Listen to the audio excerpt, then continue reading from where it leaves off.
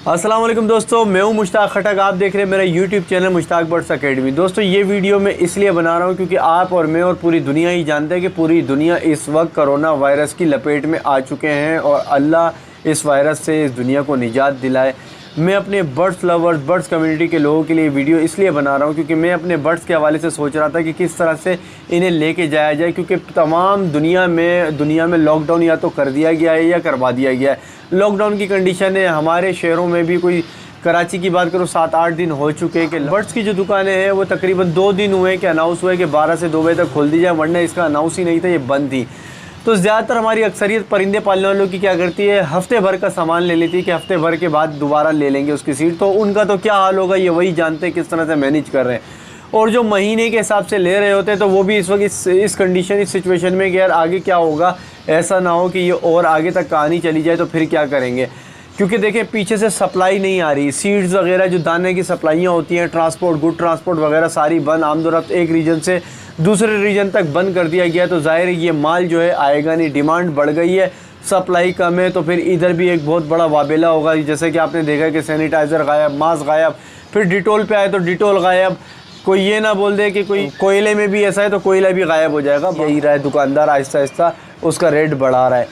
आपने मैंने क्या करना है, एक प्लानिंग के तहत चलना है भाई। आपके पास जो भी बर्ड्स है ना उसकी स्टडी करें, यूट्यूब पे जाएं, यूट्यूब पे उसके बारे में देखें कि वो दाने के अलावा यानी सीड्स के अलावा क्या क्या चीज़ें खाते हैं। देखें बहुत सी चीज़ें हैं और बहुत से जो आप लोगों ने बर्ड रखे हुए, आप लोगों को मुझसे ज़्यादा पता होगा क्योंकि देखें तमाम किसी के पास भी चिड़ियाघर नहीं होता, ठीक है। सबके पास अपने अपनी पसंद के मखसूस परिंदे होते हैं, किसी के पास 4-5 वैरायटी, किसी के पास 10 वैरायटी। चिड़ियाघर किसी ने नहीं रखा होता। आपने जो बर्ड रखे हुए हैं आपसे बेहतर उनके लिए कोई नहीं जानता होगा। अगर आप नए नहीं हैं, आप स्टडी करें, गूगल पर सर्च करें। मिसाल के तौर पे जो मुझे अभी याद आए थे, मैं स्क्रिप्टेड नहीं बनाता, याद आती हैं बताता हूँ।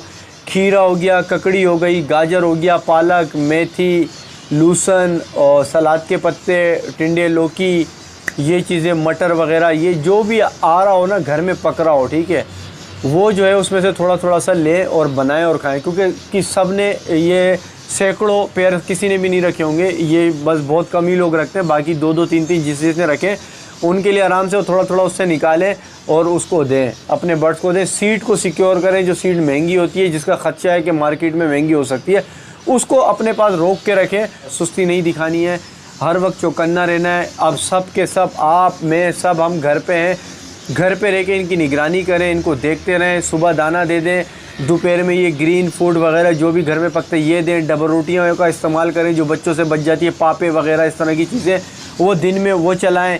नींबू पानी, ORS का पानी इनको दें ताकि डिहाइड्रेशन से बचें। गर्मियाँ आ गई हैं, इम्यून सिस्टम इनका स्ट्रॉन्ग हो जाए, दिन में वो दें। अपनी नज़रों के सामने दें, आपको पता चल जाएगा कि बर्ड्स में मतलब दाने की कमी हो रही है या नहीं, या फुल बाश है, फुल भरे हुए, ठीक है।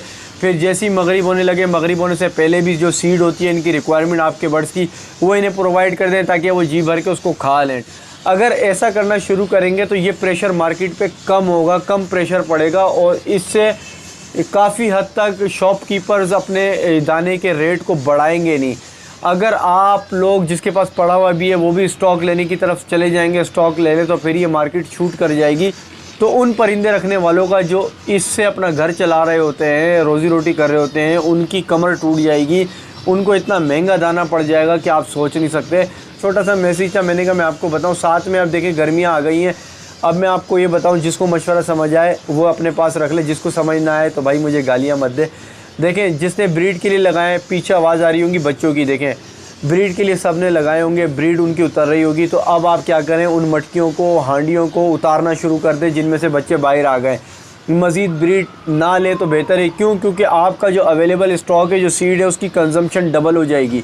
अगर आप ब्रीड को चलाते रहेंगे तो बच्चे उतरे हुए हैं, बच्चे उनसे डिमांड करेंगे, बच्चों को भी खिलाएंगे, पेरेंट्स खुद भी खाएंगे, फिर जो नेक्स्ट ब्रीड आएगी उसे भी देंगे, तो इसकी कंजम्पशन आपके पास डबल हो जाएगी। पीछे से सप्लाई कम है, आप पर बोझ बनेगा, मार्केट खुली भी नहीं है, आप बेच भी नहीं सकोगे और किसी को बेचोगे भी वो रेट कम देगा, आपको हर तरह से नुकसान होगा। स्मार्ट वर्किंग करनी है।